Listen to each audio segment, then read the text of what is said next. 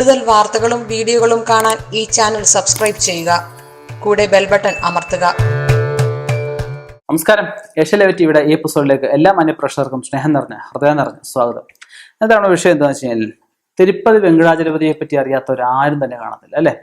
തിരുപ്പതി വെങ്കടാചലപതി, തിരുപ്പതി ശ്രീനിവാസൻ, തിരുമൂല ദേവസ്ഥാനം, ഇതിനെ പറ്റിയൊക്കെ അറിയാത്തവരാരും തന്നെ കാണത്തില്ല. അപ്പൊ നമുക്ക് തിരുപ്പതി വെങ്കടാചലപതി സ്മരിച്ചിട്ട് നാരങ്ങ ഇങ്ങനെ ചെയ്താൽ, ഞാൻ വളരെ അവിചാരിതമായിട്ട് ഒരു തിരുപ്പതി ഭക്തനെ കണ്ട് അദ്ദേഹത്തിൽ നിന്നും ഒരു പുസ്തകം കിട്ടി. ആ പുസ്തകത്തിൽ നിന്ന് എനിക്ക് കിട്ടിയ അറിവാണ് നിങ്ങൾക്കായിട്ട് ഞാൻ പങ്കുവെക്കുന്നത്. ഞാൻ 1-2 പേർക്ക് പറഞ്ഞു കൊടുത്ത് അവർക്ക് പ്രയോജനം ഉണ്ടായതുകൊണ്ടാണ് നിങ്ങൾക്ക് ഞാൻ പറഞ്ഞു തരുന്നത്. മറ്റുള്ളവർക്കും പ്രയോജനമാണ്, ലോക നന്മയ്ക്കായിട്ടാണല്ലോ ജ്യോതിഷം എന്ന് പറയുന്നത്. ജ്യോതിസ് അതായത് വെളിച്ചം പകരുക എന്നുള്ളതാണ് നമുക്ക് ജ്യോതിഷം കൊണ്ട് ഉദ്ദേശിക്കുന്നത്. മറ്റുള്ളവർക്ക് ജീവിതത്തിൽ ഇതൊരു താങ്ങുന്നതല്ലേ ഒക്കെ ആവുന്നുണ്ടെങ്കിൽ അവർക്കൊരു ഉപകാരം ആകട്ടെ എന്ന് ഞാൻ പ്രാർത്ഥിക്കുന്നു. നമുക്ക് നമ്മുടെ വിഷയത്തിലേക്ക് ഒന്ന് കടക്കാം. തിരുപ്പതി വെങ്കടാചലപതി അറിയാമല്ലോ. മഹാലക്ഷ്മിയായിട്ട് വളരെ അവിചാരിതമായിട്ട് എന്തോ ചെറിയ കാരണത്താൽ പിണങ്ങിയിട്ട് ഭഗവാൻ തിരുമലയെ വന്നിരിക്കുകയും ഭഗവാന്റെ പ്രൗഢിയെല്ലാം നഷ്ടപ്പെട്ട് ശ്രീനിവാസൻ എന്ന സ്വരൂപത്തിൽ അവിടെ വന്നിരിക്കുകയും പിന്നീട് ഭഗവതി വന്നു ചേരുകയും ഭഗവതി വന്നപ്പോൾ ഭഗവാൻ നഷ്ടപ്പെട്ട പ്രൗഢിയും കടബാധ്യതയും ഭഗവാന് പോലും ആ ഐശ്വര്യങ്ങൾ സർവസ്വം നഷ്ടപ്പെട്ട അവസ്ഥ ഭഗവതി തിരിച്ചു വന്നപ്പോൾ എല്ലാം തിരിച്ചു കിട്ടിയതായിട്ടൊക്കെ പറയപ്പെടുന്നുണ്ട്.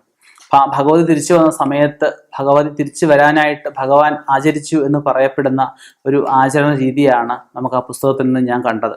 എന്ന് വെച്ച് കഴിഞ്ഞാൽ, നമ്മളൊരു 5 നാരങ്ങ മുറിക്കുക. 5 നാരങ്ങ മുറിച്ചിട്ട് കറക്റ്റ് നടുകയെ മുറിക്കുക. അപ്പം തുല്യമായിട്ടുള്ള 10 പീസ് നമുക്ക് കിട്ടും.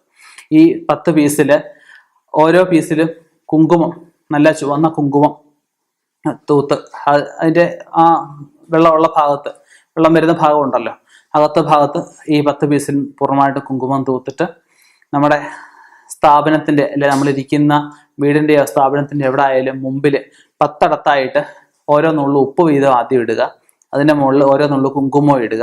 ആ ഇട്ടതിൻ്റെ ആ 10 ഇടത്ത് ആയിട്ട് പറ്റുവാണെങ്കിൽ ഒരു മഞ്ചിരാത്, ഇല്ല എങ്കിൽ ഈ നാരങ്ങ ആയാലും മതി.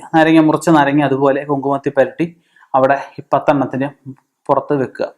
അതിനുശേഷം 2 മൺചിരാത് അല്ലെങ്കിൽ 2 പഴയകാലത്ത് ചിരട്ടയ്ക്കകത്ത് എണ്ണ ഒഴിച്ച് കത്തിച്ചു എന്നാണ് പറയുക, ഈ കഥയ്ക്കകത്ത് പറയുന്നത്. അപ്പൊ നമുക്ക് പറ്റുവാണെങ്കിൽ മൺചിരാത് കത്തിക്കുക, ഇല്ല എങ്കിൽ ഒരു നിലവിളക്ക് കത്തിച്ച് വെച്ച് കഴിഞ്ഞാൽ, സ്ഥാപനത്തിന് വെളിയിൽ ആർക്കും വെക്കാൻ പറ്റുന്നില്ലുണ്ടെങ്കിൽ സ്ഥാപനത്തിനകത്ത് എവിടെങ്കിലും ശുദ്ധവൃത്തിയായിട്ടുള്ള ഏതെങ്കിലും മൂലയ്ക്ക് വെച്ചാലും മതി.